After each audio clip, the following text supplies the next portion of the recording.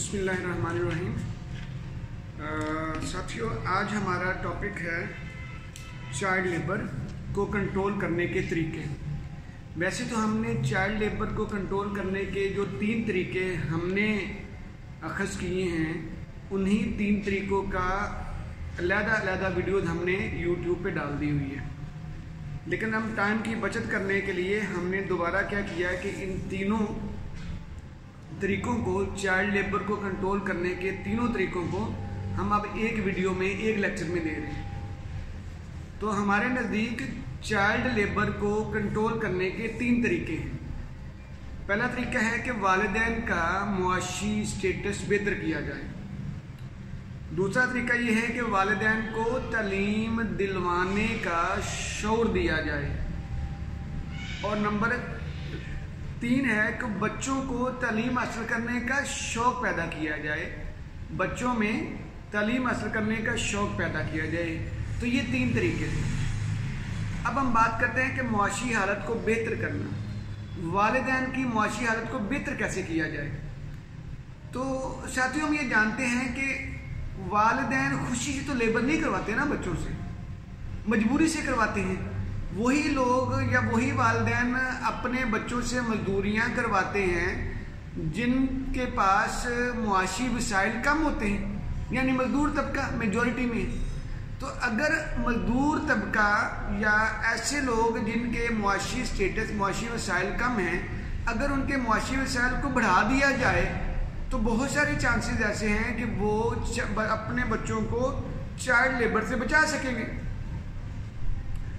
तो जब हम वालिदैन का मुआशी स्टेटस बेहतर करने की बात करते हैं ना, तो फौरी हमारी नज़र जाती है गवर्नमेंट के ऊपर, सरकार के ऊपर, कि गवर्नमेंट कोई काम करे, गवर्नमेंट जो है वो ऐलान करे, तनख्वाहें बढ़ाए, गवर्नमेंट जो है कोई प्रोजेक्ट लॉन्च करे, गवर्नमेंट हमारी मदद करे।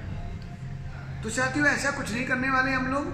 हम ये समझते हैं कि हम ना पाकिस्तानी मुआशरे में रहते हैं और पाकिस्तान एक तरक्की पजीर मुल्क है।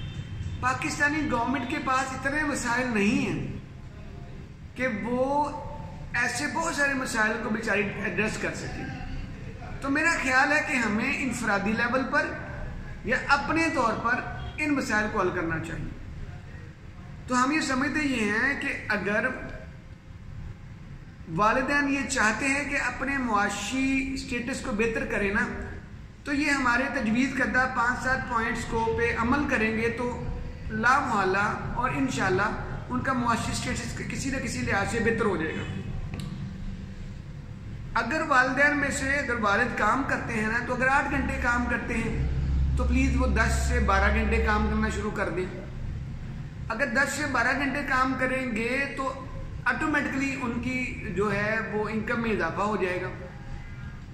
इसी तरह अगर वालिदैन 2 लोग काम करते हैं, एक बंदा काम करता है, तो वालिदा भी काम करना शुरू कर दें। एंड अल्लाह ना करे कि वालिदा को, माँ को या जो है वो ख़वातीन को काम करना पड़े। लेकिन इंसान है, कहीं ना कहीं वक्त कड़ा आ जाता है, आजमाइश आ जाती है। तो चूँकि हम आजकल पोस्ट मॉडर्न दौर में रह रहे हैं, आजकल वसाइल बहुत ज़्यादा हैं। आजकल घर की 4 दीवारी में रह के, पर्देदारी में रह के भी बहुत सारे काम ऐसे हैं जो किए जा सकते हैं।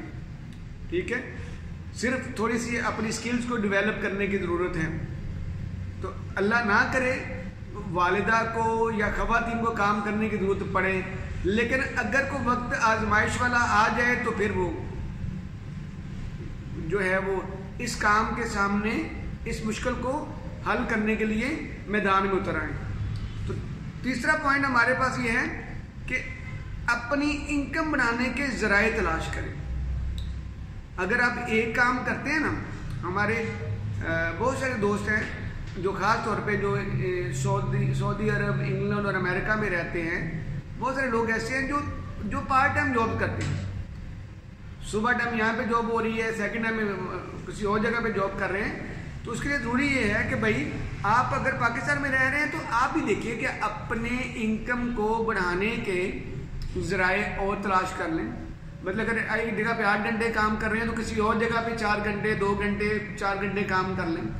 वो ये होगा कि एक तरफ से इनकम अगर लेट हो जाएगी तो दूसरी तरफ से आ जाएगी। ठीक है, तो कोई ऐसे जराए तलाश करें जिससे इनकम को बढ़ाया जा सके या इनकम को जनरेट किया जा सके। ठीक है, इसी तरह क्या होता है, तीसरा पॉइंट है अखराजात को कम करने के अंदाज अपनाएं। मुश्किल काम है ये साथियों, मैंने देखा है, मेरे समेत मैंने बहुत सारे लोगों को देखा है, इवन मैंने बहुत अमीर लोगों को भी देखा है कि उनके यहाँ अखराजात को कंट्रोल करने वाला काम नहीं है। इतने परेशान होते हैं कि अखराजात कंट्रोल नहीं होते और आगे से इनकम बढ़ाने के गुजरिया बन नहीं पा रहा होता। तो भाई अब हम देखते हैं कि जब तक हमारे हालात टाइट हैं तो हम ये वाले अखराजात कम कर सकते हैं। तो पहला हमने नंबर दिया है अखराजात को कम करने वाला, तो पहला है कि मामू और चाचुओं की शादियों पर खर्चा कम कर दें। सॉरी, अब बच्चे जो होते हैं उनके मामू और चाचू की शादी होती है, मामू और चाचू की शादियों पे ना मुनासिब खर्चा कर दें। हम नहीं कहते कि छोड़ ही दें, यानी क्या जरूरत है कि 2-2, 3-3, 4-4 सूट्स बनाने की और वो भी मैचिंग में बनाने की। ठीक है, तो ये जरा ख्याल करें कि अगर मामू और चाचू की शादियां हैं वो अटेंड लाजमी करें। ठीक है, लेकिन उन पे अखराजात को जरा कंट्रोल करके करें, क्योंकि अगर हम मामू और चाचू की शादियों को कंट्रोल करेंगे तो कम से कम 1 साल की बच्चों की फीसें निकल आएंगी। ठीक है, तो ये देखिएगा जरा। इसी तरह आप आगे देखिए, सिगरेट, पान, नशवार और बाकी बहुत सारे ऐसे काम जो वालिदैन करते हैं तो वो छोड़े जा सकते हैं।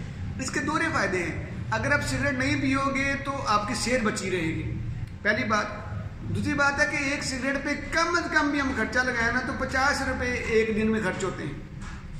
तो 50 रुपये का मतलब है कि आपने 1500 रुपये एक महीने में खर्च किया। तो ये 1500 रुपये अगर आप किसी अपने बच्चे की ट्यूशन की फीस देंगे ना तो बच्चा आपका बेहतरीन अंदाज में पढ़ सकेगा। ठीक है, हमारे जैसे एक जो है वो एक छोटे इलाकों में 1500 रुपया है किसी बच्चे की एक फीस, मैट्रिक से नीचे की फीस बहुत है। ठीक है, अब आगे देखें, मोबाइल, तकरीबन हर घर में मोबाइल है और हर फर्द के पास मोबाइल है। इससे कतई नजर है कि वो अमीर है या गरीब है, लोग क्या करते हैं, इंस्टॉलमेंट्स पे मोबाइल ले लेते हैं। ठीक है, मोबाइल जरूर रखना चाहिए, उनके पास सोर्स ऑफ इनकम है या नहीं है। तो इस पर भी बात कर लेते हैं कि भाई मोबाइल ज़रूरी है कि अगर आपने मोबाइल रखना ही है तो भाई एक अपने लेवल का मोबाइल रख लें। ज़रूरी नहीं कि बड़ा मोबाइल रखें। 30-35 हज़ार के मोबाइल रखे हुए हैं, फिर उनके पैकेजेस चल रहे हैं। ठीक है, और इंटरनेट पैकेजेस चल रहे हैं। ठीक है, तो ये ज़रा ख्याल कीजिए कि व्हाट्सएप पे इंटरनेट पैकेजेस, ईमो के, यूट्यूब के वगैरह पैकेजेस यूज होते हैं। अगर तो किसी तामीरी काम के लिए कर रहे हैं तो वो तो ठीक है, लेकिन अगर आपने सिर्फ मूवीज़ देखनी है और आपने गपशप भी लगानी है तो प्लीज़ इस पर गौर किया जा सकता है। केबल नेटवर्क एक अजीब तरह की एक बीमारी हमारे घरों में अब रासिख हो चुकी है। अब तो हम इसके आदी हो चुके हैं कि पहले 15 से 20 हज़ार रुपये की LED लेके आते हैं, कम से कम 15 हज़ार की, 10 से 15 हज़ार की LED आती है। उसके बाद 2 घंटे कम से कम बच्चे जो हैं 2 घंटे तो लाजमी बैठते हैं। और बड़े बच्चे अगर हम एक अपन वॉच टाइम देखें केबल के सामने बैठने का तो 4 से 6 घंटे तो आराम से बैठ जाते हैं। जब 4 से 6 घंटे आप बैठते हो टीवी के सामने तो आप क्या करते हो, पहले आपने LED खरीद के आपने पैसे खर्च किए, वो खर्चा, फिर आपने क्या किया कि बिल दिया, तो बिल देने का खर्चा, वो बिजली से चलती है। उसके बाद आप 4 से 6 घंटे में 4 से 5 अफराद घर के वेले बैठ के टीवी देख रहे हैं, कोई काम नहीं कर रहे हैं, तो वो नुकसान है आपका। और फिर चौथा नुकसान ये है कि आप उसे सीख क्या रहे हो। अपनी ईमानदारी से बताओ कि आजकल के ड्रामे या आजकल की फिल्में ऐसी हैं जिससे कुछ तमीरी बात सीखी जा सकती हो? कुछ भी नहीं। स्कैंडल्स की बात चल रही होती है, उल्टे उल्टे जो है वो आपको पता ही है कि क्या क्या हमारे ड्रामे आजकल हमें एजुकेट कर रहे हैं। तो कचरा ही दे रहे हैं ना बच्चों को, तो ना दें। उससे बेहतर ये है कि आप वही 4-6 घंटे जो टीवी के सामने बैठने हैं, वही 4-6 घंटे आपको घर में काम ऐसा ले आए बैठ के जो करते रहें। एक तो बच्चों के साथ कंपनी रहेगी या एक अब सोर्स ऑफ इनकम बना रहेगा, घर में खुशहाली रहेगी। ठीक है, ये हो गया। तो अगला पॉइंट आ गया गैर जरूरी शॉपिंग यानी कपड़े वगैरह खरीदना छोड़ दें, गैर ज़रूरी शॉपिंग। ज़रूरी तो होती ना भाई, अगर हम ब्रांड से पहनने वाले अभी नहीं हैं तो क्या ज़रूरत है ब्रांड पहनने? क्या ज़रूरी है कि ब्रांड पहना जाए? भाई जब तक आपके हालात टाइट हैं हम रेडीमेड कपड़े पहन लें। जो ही आपके हालात इंशाल्लाह सीधे होंगे तो रेडीमेड पहने, अल्लाह आपको जितने मर्जी दे, ठीक है। ये तो जब तक हालात आपके टाइट है तो आप रेडीमेड यूज़ कर लें और सस्ते बड़ी इकोनॉमिकल मिल जाते हैं। ब्रांड्स को भी ना पहने, ठीक है। ज़रूरत नहीं है कि आप ब्रांड्स पे अपना खर्चा करें। और फिर आगे गया तो भी ट्रैवलिंग मत करें। ये मैंने देखा हुआ है कि लोग, मैं बहुत सारे ऐसे लोगों को गिनवा सकता हूँ, नाम लेके भी गिनवा सकता हूँ। ऐसे लोगों को जानता हूँ जिनकी घर की इनकम उतनी नहीं है लेकिन उनकी ट्रैवलिंग बहुत ज़्यादा है। मामू के यहाँ चले गए, चाचू के बच्चों की सालगिरह, मामू के बच्चों की सालगिरह, अगर अल्लाह ना करे कि किसी के यहाँ फौतगी हो गई है तो चाहे दूर का भी रिश्तेदार है तो पूरा पूरा खानदान पूरा घर जा रहा है, ठीक है। गैर ज़रूरी रस्मों रिवाजों में, त्योहारों में अपना वक्त, अपनी ट्रैवलिंग करते हुए अपना पैसा ज़ाया करते हैं। तो भाई अपना गैर ज़रूरी ट्रैवलिंग से बचें और इस ट्रैवलिंग से जो पैसा बचेगा वो बच्चे की फीसों के पे, बच्चों की तरबियत पे, उनकी सेहत पे और अपनी सेहत पे लगाएं। You are the engine of the your house. आप अपने हाउस के, आप योर हाउस अपने घर के इंजन हो। तो सिंपल सी बात है कि इंजन हो तो इंजन को तो एनर्जी चाहिए, तो वो पैसा जो गैर ज़रूरी ट्रैवलिंग पे लगाना है अपने ऊपर लगाओ, अपनी सेहत बनाओ ताकि आप काम कर सको। तो आखिरी पॉइंट ये है कि रिश्तेदारों में नाकुंची करने की गरज से औकात से बढ़कर खर्चा मत करें। ये मैंने देखा हुआ है कि हम चूंकि शादी आ जाती है, चूंकि कोई त्यौहार आ जाता है, चूंकि कोई प्रोग्राम आ जाता है तो उसमें अब अपने रिश्तेदारों में अपनी नाक ऊंची करनी है। भाई एक ही जुमला क्या है कि आप बच सकते हो कि भाई मेरे अभी वसाइल इतने नहीं है तो मैं खर्चा नहीं कर सकता। और वो वसाइल जो आपने रिश्तेदारों के सामने नाक ऊंची करनी है, मुझे सच से बताएं ईमानदारी से, कभी आज तक किसी बंदे के रिश्तेदारों के सामने नाक ऊंची हुई है? तो क्या जरूरत है कि वो हिस्सा जो अपने बच्चों को दिया जा सकता है या आप खुद अपने ऊपर खर्चा कर सकते हो, वो अपनी इनकम का हिस्सा आप गैर जरूरी चीज़ों में खर्च करें, ठीक है। तो प्लीज़ इस पे भी गौर किया जा सकता है। वक्त को तमीरी कामों में इस्तेमाल करें। जैसे हमने टीवी की केबल के मामले में कहा, यहाँ पे भी है कि भी वक्त को तमीरी कामों में इस्तेमाल करें। कोई नई स्किल सीख लेना, नया काम सीख लें। मैं ऐसे बंदों को जानता हूँ जो 2-4 साल पहले कोई और काम कर रहे थे, अब 2-4 साल के बाद कोई और काम कर रहे हैं साथ। तो उन्होंने नई स्किल 6 माह लगा कर उन्होंने नई स्किल सीख ली 2-3 घंटे में, और वो बहुत आला है। एक बंदे को तो मैं भी जानता हूँ कि वो बहुत अच्छा मेसन का काम भी बहुत अच्छा करता है और दर्जियों का काम भी बड़ा बेहतरीन करता है, और उससे पहले इलेक्ट्रीशियन भी था, और यानी इलेक्ट्रीशियन का काम भी कर लेता है बेहतरीन। वो दर्जी भी है पूरे इलाके के। वो सीरा भी 4 साल पहले वो नहीं सीता, और जो है वो मिस्त्रियों का काम भी कर लेता है, ठीक है। अब आगे आ गया काम, भाई तुम वक्त को तमीरी कामों में इस्तेमाल करें। खुदारा कोई स्किल सीखें, खुद सीखें, बच्चों को स्किल सिखाएं, अपने सामने रखें बच्चों को। आगे देखें, बच्चों की तरबियत पर ध्यान दें। ये एक बड़ी ज़रूरी बात है कि जब बच्चों की तरबियत नहीं होगी ना तो बच्चे क्या करेंगे? आप बच्चों को फीस देंगे, बच्चे बाहर जा खा लेंगे। मैं ऐसे स्टूडेंट को पढ़ाता हूँ, मुझे पूछना पड़ता है कि भाई आप घर से फीस ले आए, मुझे पता चलता है इसको तो हमने फीस दे दी थी, वो पता चला जी 4000 रुपये घर से ले आया और ये खा गया, ठीक है। एक बच्चे ने मुझे कह दिया सर जी मैंने फीस ले ली है लेकिन वो मेरा कंप्यूटर खराब था, मैंने उस पर लगा दिया, अब आपको अगले महीने दूंगा। तो ये ज़रा देखिएगा कि बच्चों की तरबियत पर ध्यान दें कि आप मुश्किल तरीके से पैसा कमाते हैं, वो बच्चों के हाथ में थमा देते हैं, बच्चे जाके इधर उधर खर्च कर देते हैं, तरबियत नहीं है, ठीक है। तो ये ज़रा ख्याल कीजिएगा। अच्छा, बच्चे घर के ना मजदूर होते हैं, घर के सर्वेंट होते हैं, उनमें एनर्जी बहुत ज़्यादा होती है, उनको घरदारी सिखाएं। इसमें कोई फ़र्क नहीं होना चाहिए कि जी बच्चा लड़का है या लड़की है, बेटा है या बेटी है। अभी किचन का काम चाहे बेटा या बेटी है, छोटे मोटे चाय बनानी तो आनी चाहिए ना, आमलेट बनाना आना चाहिए, ठीक है। कोई छोटा मोटा अगर कोई सालन बनाना है तो वो आना चाहिए, हंडिया बनानी आनी चाहिए। तो इसमें कोई परेशानी वाली बात को नहीं। घरदारी में बच्चों को शहर में झाड़ू लगाना आना चाहिए, डस्टिंग करनी आनी चाहिए, उनके ये छोटे छोटे काम आने चाहिए। आप ढाबों में जाके बच्चों को काम करवा रहे हो, घर में काम करवाओ, आप नजरों के सामने होंगे, उनकी तरबियत भी होगी और आप उनको एक वर्कर भी बना रहे होगे, ठीक है। तो साथियों, ये वो वाले पॉइंट थे जिनको अगर आप सामने रख लो ना, यकीन करो, तो आप अपना बहुत सारा पैसा भी बचा सकते हो, अपनी बहुत सारी एनर्जी भी बचा सकते हो और आप अपने बच्चों की तरबियत भी कर सकते हो और उनको तालीम याफ्ता भी बना सकते हो। ठीक है, तो ये था वालिदैन का मुआशी हालत को बेहतर बनाने के तरीके। अब आ गया वालिदैन को शऊर दिलाना। वालिदैन को ये शऊर दिलाया जाए कि वो अपने बच्चों को तालीम दिलाएं। वालिदैन को शऊर कैसे दिलाया जाए, ये एक बड़ी जरूरी बात है। तो इसके लिए मैं समझता हूँ एक हदीस पाक ही काफ़ी है। नबी सल्लल्लाहु अलैहि वसल्लम ने फरमाया कि इल्म हासिल करना हर मर्द औरत मुसलमान पर फ़र्ज है। ठीक है, यानी हर मुसलमान मर्द औरत पर इल्म हासिल करना फ़र्ज है। जिस तरह नमाज फ़र्ज है, इस तरह नबी की ज़ुबान से निकला है कि ये इल्म हासिल करना फ़र्ज है, तो वो फ़र्ज है। तो इसलिए हमें चाहिए कि हमें इल्म हासिल करवाना चाहिए, खुद भी करना चाहिए और अपने बच्चों के भी इल्म हासिल करने में उनकी मदद करनी चाहिए। ठीक है, तो उसके लिए सबसे ज़रूरी काम क्या है कि वालिदैन बच्चों की तालीम का इंतज़ाम करें। देखें कि कौन सा स्कूल अच्छा है, कौन सा इदारा अच्छा है, कौन सा उस्ताद अच्छा है, कौन सी टीचर अच्छी है, उससे जाके मिलें।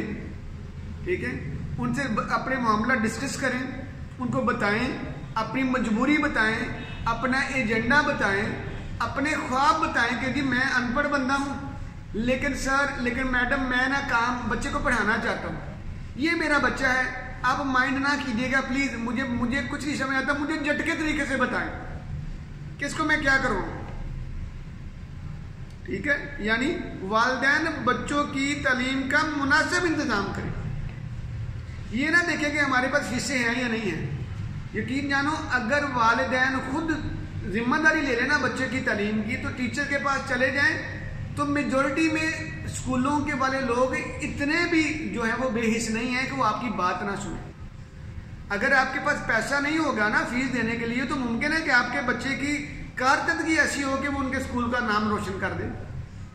ठीक है ना, तो उनको जरूरत ही ना पड़े, बल्कि उनको उल्टा आपको वजीफे देना पड़ जाए, आपको स्कॉलरशिप देना पड़ जाए बच्चे को। तो इसलिए आप हिम्मत करें, घर में ना बैठे रहें। ये ना करें कि हमारे पास वसाइल नहीं है तो चलो बच्चे को ढाबे पे डाल दिया। नहीं, जाके अपना पूरा पत्थर चाट के आएंगी, पूरी सारे स्टेप तो पूरा करके आए, समझ के आए, आखिर तक जाके आए जी मैंने ये काम भी किया, टीचर से भी मिल लिया, अब टीचर ने ये कहा।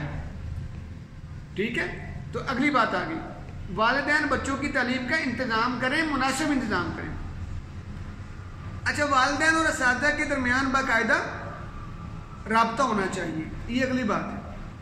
मैंने गुजरांवाले बैठा हुआ था, मैंने एक मिसाल पहले भी दी। मैं गुजरांवाले गया किसी काम के लिए ना, तो वहाँ पे मैं ये फैक्ट्री में था, तो मैं गेट पे बैठा, तो अखबार मेरे सामने आ गई, मैं वेट कर रहा था किसी साथी का। तो मैंने फोन नंबर देखा, तो अमेरिका से टीम आई हुई थी पीसी होटल में ना, वो कुछ वर्कशॉप वगैरह करवाती है। तो मैंने कॉल किया, अंग्रेजी में 2-4 बातें की, मैंने उनसे पूछ के बंद कर दिया। तो साथ ही वो गेट कीपर बैठा हुआ है, कहता है, बहू जी आपकी बड़ी मौजें हैं भाई, आपने पता नहीं अंग्रेजी में क्या पूछा, देखें पढ़े लिखे लोग हैं करके, तो आपने बंद कर दिया। मुझे मौका मिल गया, मैंने कहा भाई आप कितने बच्चे हैं? कहते जी 3 बच्चे हैं, 2 बेटियां हैं माशाल्लाह, 1 बेटा है। मैंने कहा स्कूल जाते हैं, पढ़ा रहे हो? हाँ जी पढ़ा रहे हैं। मैंने कहा आप कभी स्कूल गए हैं बच्चों के? कहता छड्डो जी, ये साडा काम थोड़ा है, ये तो भाई बच्चों का काम है, बच्चे स्कूल जाते हैं, साडा काम है पैसा कमाना, फीसा देना सी दे रहे हैं। ओहो, मैंने कहा नहीं, देखो पैसा कमाना बहुत ही मुश्किल काम है। मैंने कहा भैया पैसा कमाना इंतहाई मुश्किल काम है, आप मुश्किल से कमाया हुआ पैसा आप आसानी से दे रहे हो, और आप पूछ भी नहीं रहे हो कि मेरा पैसा किधर जा रहा है। भाई आप अपने बच्चों के टीचर से जाके मिलें, उनसे पूछें कि मैडम या सर मैं चिट्टा अनपढ़ हूँ, मेरे बच्चों को बताएं क्या हो रहा है, वो कैसे चल रहे हैं, वो जिस तरह चल रहे हैं क्या आप मुतमिन हैं? मैं क्या कर सकता हूँ अपने बच्चों को बेहतर बनाने के लिए? मैं फीस के अलावा मेरी क्या जिम्मेदारी है? मैं घर का माहौल कैसे बनाऊँ? मैं बच्चों के लिए कितनी टाइमिंग दूँ? मैं क्या कर सकता हूँ? या मेरे बच्चों को क्या परेशानी आ रही है, वगैरह वगैरह। अच्छा, वो बड़ा मशहूर हुआ, बड़ा कहता है सर मैंने तो कभी ऐसा सोचा ही नहीं। कहता भाईजान कभी गौर ही नहीं किया, हम झटके से लोग हैं, गाँव वाले पेंडू से हैं, हमें नहीं पता चलता। मैंने कहा नहीं, आप लाजमी जाएँ, आप टीचर से मिलें, जाके उनसे बात करें। तो यानी वालिदैन और असातिज़ा के दरमियान बाकायदा एक बेहतरीन ताल्लुक होना चाहिए, राबता होना चाहिए। वालिदैन को असातिज़ा से रहनुमाई लेनी चाहिए। जैसे ये बात हमारी हो गई कि वालिदैन को असातिज़ा से बाकायदा रहनुमाई लेनी चाहिए, नंबर 4 आ गया हमारे पास कि वालिदैन बच्चों और असातिज़ा के दरमियान मुनासिब राब्ता होना चाहिए। ठीक है जी, बच्चों पर इत्मीनान करें जी, ये बड़ी ज़रूरी बात है कि वालिदैन को चाहिए कि बच्चा अगर तालीम में नहीं चल रहा, आपने चाइल्ड लेबर को अवॉइड किया है कि बच्चे से मजदूरी नहीं करवानी, लेकिन बच्चा पढ़ाई में चल नहीं रहा, अब क्या करें? उठा के फिर ढाबे पे डाल दें? ना जी ना, अगर बच्चा पढ़ाई पे नहीं चल रहा तो बच्चे की बात, बच्चे के लेवल पे चले जाएं, बच्चा बन जाए, उसके साथ पूछें बेटा क्या मसला है, आपको क्यों नहीं आ रहा, वो बताएगा मुझे फलानी। अच्छा कोई बात नहीं मेरा बेटा, आपको समझ नहीं आ रही तो कोई नहीं, हम इसको हल निकाल लेते हैं, उसको टीचर के सामने बिठाएं, दोनों से डिस्कस कर लें बैठ के, जी अब इसका मैं क्या करूँ, वो कहता है मुझे समझ नहीं आ रही। फिर टीचर, चूँकि टीचर तो टीचर होते हैं, उनमें बसीरत होती है, वो बता देंगे अब इसका ये हल करें जी, उसको ये करें, इसको ये करें। शॉर्ट वे कोई नहीं है, शॉर्टकट नहीं है, ठीक है, आपको ज़रा लॉन्ग वे चलना पड़ता है, आहिस्ता तो ठीक हो जाते हैं। जब आपने ये ठान ली ना, जब आपने बच्चे को ये बता दिया बेटा मैं तुम्हारे साथ हूँ, मैं तुम्हें पढ़ाना है, ये याद रखो मैंने छुड़वाना नहीं है काम, तुम्हारी तालीम छुड़वानी नहीं है, तुम्हें सबक याद होता है या नहीं होता, मैंने छुड़वाना नहीं है। यानी जब आपकी ये कमिटमेंट हो जाएगी तो बच्चा भी ठीक हो जाएगा, अगर वो डंडी मार रहा था, और उधर टीचर भी ठीक हो जाएंगे कि भाई उनके पीछे वालिदैन बड़े सख्त हैं, समझदार हैं या बड़े कमिटेड हैं, तो वो आपके बच्चे पे तवज्जो देंगे। ठीक है, तो बच्चों पर इत्मीनान करें, उनके लेवल पर जाकर चीज़ों को डिस्कस करें, माहौल को बेहतर बनाएं और बच्चों की परेशानियों को जांचना शुरू कर दें, क्योंकि बच्चों की परेशानियाँ इतनी बड़ी नहीं होती हैं, बच्चों की परेशानियाँ बच्चों वाली होती हैं, तो उनको जानना शुरू कर दें, उनको हल करना शुरू कर दें, उन पर गौर करना शुरू कर दें, उनके साथ प्रॉपर डिस्कशन करना शुरू कर दें, तो आप ठीक हो जाएंगे। तो दूसरा पॉइंट हमने ये डिस्कस किया कि वालिदैन को तालीम दिलवाने का शौर होना चाहिए। अगर चाइल्ड लेबर को कंट्रोल करना है तो दूसरा पॉइंट ये है कि वालिदैन को अपने बच्चों को तालीम दिलवाने का शौर होना चाहिए।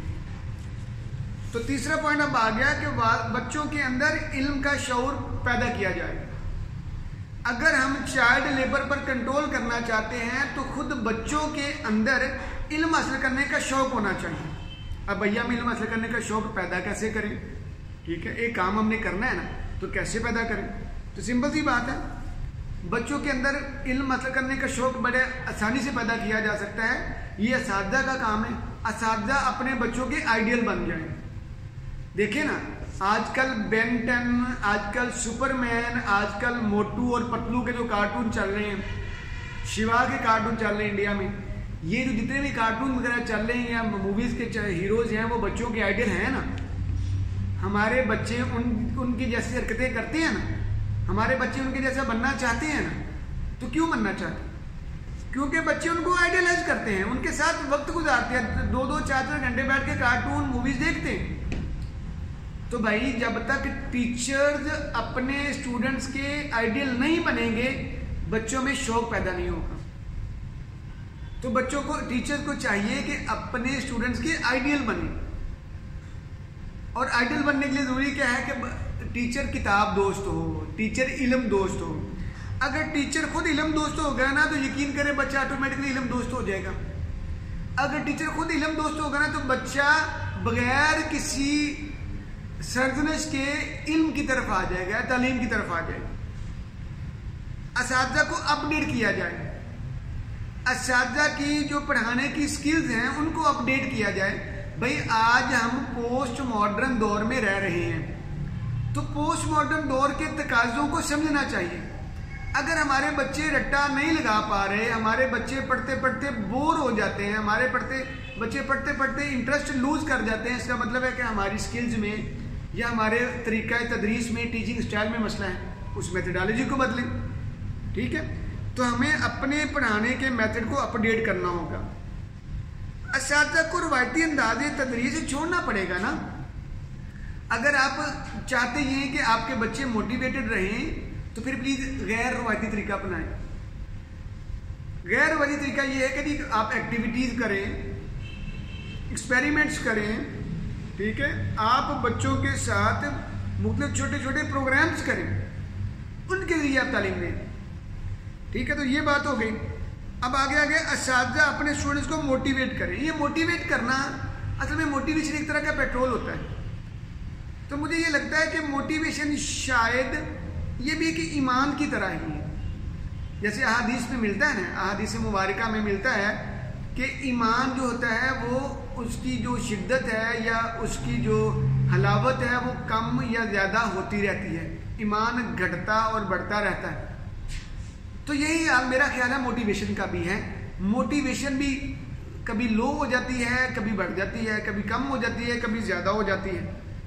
तो असातिज़ा को चाहिए कि अपने बच्चों को, अपने स्टूडेंट को मोटिवेटेड रखें। ये मोटिवेशन मैंने जैसे कहा ना कि पेट्रोल होता है, गाड़ी आपके पास है, गाड़ी का पेट्रोल ही नहीं तो गाड़ी चलेगी नहीं, चलेगी। तो गाड़ी चलाने के लिए ज़रूरी है कि असातिज़ा को अपने बच्चों को मोटिवेट रखें, यानी आउट ऑफ द बॉक्स जाके सोचें। बच्चा का जी नहीं चाह रहा पढ़ने को तो आप उस पर दबका मार रहे हैं, आप उसको सरजनश कर रहे हैं, आपको सजा दे रहे हैं। नहीं, आप उसको काम नहीं करवा रहे, आप उनको बागी कर रहे हैं।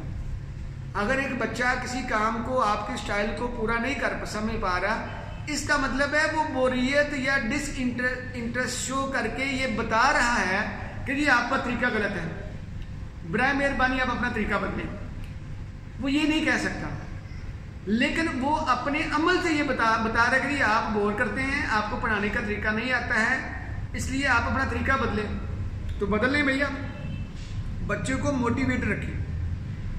अगला पॉइंट है असातिज़ा मेहनती हो जाए और बच्चे के शौक पे मेहनत करें। बच्चे के सिर्फ सबक पे, लेक्चर पे मेहनत ना करें, बच्चे के शौक पे मेहनत करें। ये बड़ी अहम बात है। अगर असातिज़ा बच्चों के शौक पे मेहनत करेंगे ना तो यकीन जाने बच्चे बेहतरीन हो जाएंगे। अगर आपने बच्चों के अंदर आग लगा दी ना पढ़ने की, वो आग बड़ी जरूरी है, फिर सब कुछ आ जाएगा। बच्चे के पास किताबें नहीं है, आ जाएंगी। बच्चे के पास फीस नहीं है, आ जाएगी। बच्चे के पास यूनिफॉर्म नहीं है, आ जाएगी। बच्चा बीमार नहीं होगा, बच्चा बहानेबाज नहीं होगा, वो टक करके आ जाएगा। बारिश हो रही होगी वो पहुंचा होगा, मजबूरी होगी घर में, अल्लाह ना करे फौतगी होगी, वो पहुंचे होंगे। ठीक है, जैसे मेरी एक स्टूडेंट थी, हमने बड़े मोटिवेशन के साथ पढ़ाया, तो उनकी दादो फौत हो गई। अब घर वाले दादो को रो रहे हैं और वो अपने इंग्लिश के पेपर को रो रही हैं।